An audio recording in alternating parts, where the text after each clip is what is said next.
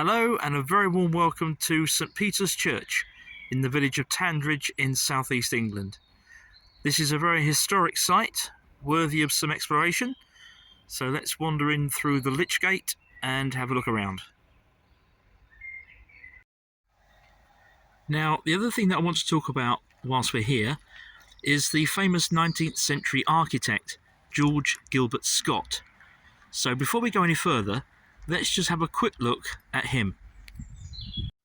Sir George Gilbert Scott was one of the most famous architects of all time. He's principally remembered as an English Gothic revivalist, and most of his work was in the building and renovation of churches and cathedrals, including St Peter's Church at Tandridge. Among his most famous works, however, was this one, the Albert Memorial in London, which was built to commemorate the husband of Queen Victoria. And so this is the result of George Gilbert Scott's work at St Peter's, Tandridge, as we see it today. As you can see, it still remains very much a Norman-influenced church, but with those 19th century additions, alterations and restorations. But it's a very beautiful church, I'm sure you'll agree. We'll be returning to George Gilbert Scott a bit later on, because there's another very significant connection between him and this church. But first, let's have a wander round the churchyard. This church has some beautiful architecture, no doubt about that. The churchyard is still very much a working churchyard, so there's a mixture of old and new graves here. Amongst the oldest that are still standing would appear to be these ones just outside the entrance to the church. A lot of them are not very readable, but from the dates that I have been able to find, these would appear to be 18th and 19th century. And just between these two graves here, looking at that small one beyond, that's remarkably readable. In memory of Nan, wife of Edward Walls, died February the 8th, 1822, aged 63 years. Here we would appear to have what's probably a family cluster of graves, but this is quite unusual. S.C. Emily Hunt there, 1933. Then over here, Rose Mary Hunt, 1938. Henry Hunt, 1948. But what's particularly striking is, first of all, that there are more names on the back of the stone, which is very unusual. Abram Hunt, 1957, and Rose Maud Hunt, 1979. And then just here, this Celtic cross, which is for an Edwin Stanley Hunt, and he was a young 19-year-old rifleman of the Post Office Rifles who was killed in 1916 during the Great War. Here's a classic style Celtic cross, and it appears to be marking the grave of a clergyman, but not someone who was actually associated with this church. In fact, it records that he was involved with churches a long way from here.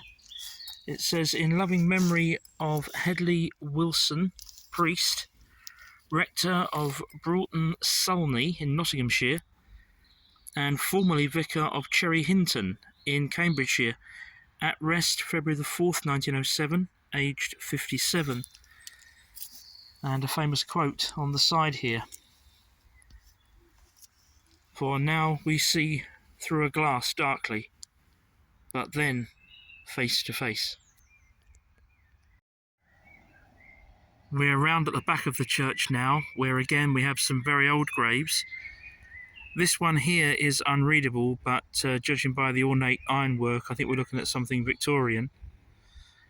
If I just bring the camera around, you can see here there's more old graves that are clearly Victorian or older, and there are some very elaborate tombs at the back here.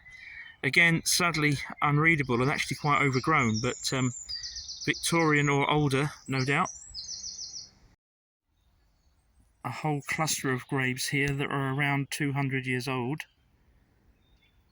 This one, which has still got very readable wording, states that this is the grave of Margaret, the daughter of James and Mary Grumbridge of the parish of St James, London.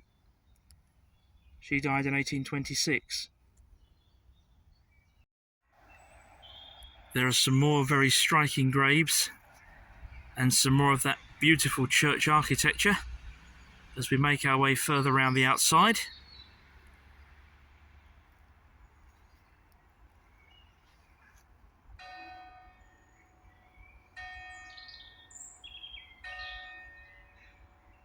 And the bell of the church tower. The church itself actually sits on a small rise just up from the roadway that goes through Tandridge village. So to go down into the lower part of the churchyard, just over there, we'll be going down these steps, and as you can see from the stones on the top here, that these are all memorials to members of the Matthews family. Let's go down and have a look at this section. To begin with, in this section, there's a Commonwealth War grave here, one of a small number in this churchyard. This one has clearly been added to a family plot, and we can see here that this one is for Pilot Officer H.C. Adams, a pilot of the Royal Air Force who died on the 6th of September 1940 at the age of 22. So a pilot dying in September 1940, it's a pretty safe bet that we're looking at someone here who was killed in the Battle of Britain. With one or two exceptions, most of the graves in this section appear to date from the latter part of the 20th century and up to the present day, and there you get a good impression of how the church sits on slightly higher ground to where we're standing now. Coming further round the church, we're very much back into an older section of the churchyard again now. This grave here, for example, is dated 1826. And talking of old, right next to the church, like many old churchyards, St Peter's is no exception in having an ancient yew tree. And this one is somewhere in the region of 2,000 years old. Isn't that absolutely fantastic? And my goodness, what history that has witnessed. Now, I mentioned earlier on in this video that there was another particularly significant connection to George Gilbert Scott. So let's go and have a look at that now. And this is it. This, as it says on the side here, is the grave of Caroline, the beloved wife of Sir George Gilbert Scott. And George Gilbert Scott actually designed this himself for his wife. We'll take a look around the outside.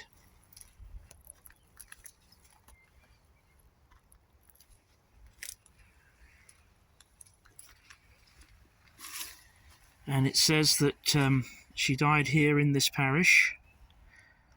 It's in Roman numerals. That's February the 24th, 1872, aged 60 years. It's a very ornate piece of work, isn't it? And it sits at the front of the churchyard,